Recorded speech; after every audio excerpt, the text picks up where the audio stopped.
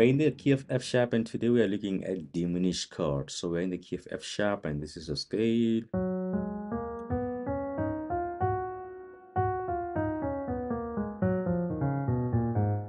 Right, so 1, 2, 3, 4, 5, 6, 7, then back to 1.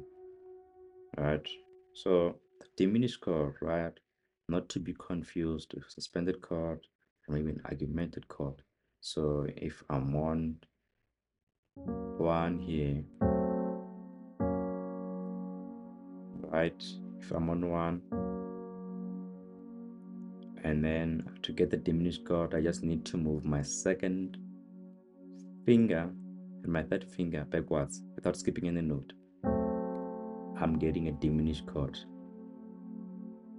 of an F sharp, right? And if I want maybe a diminished chord out of a C, I just play it here, right? This B sharp diminished chord. But where does it come from? I came from C. It's a C diminished chord. Came from C, then from here I get the diminished chord in C. I can get the same thing in C sharp. It's my 1. I have my C sharp diminished chord there, right? And I can get this from 4 as well. Or maybe just look at 3. And then from the notes that I just played, actually I'm realizing now. So I just got the diminished chord of 1 in the key of F sharp, diminished chord of 4 in the key of F sharp, diminished chord of 5 in the key of F sharp still, right? So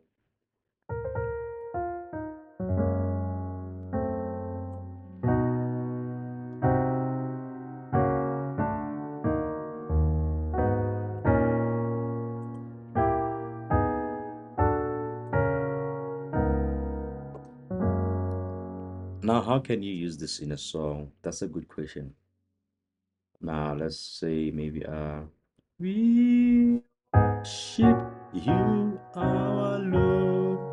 You are worthy to be praised. We worship you, our Lord. You are worthy to be praised. Right? So I just use that in a song, Your Alpha and Omega, that second part that says, We worship you, our Lord.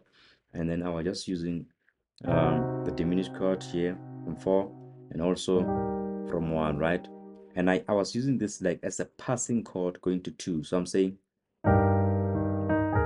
so right?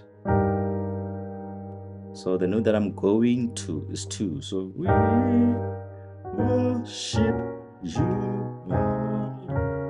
And I'm using this as a passing chord again, going to 3. To 5.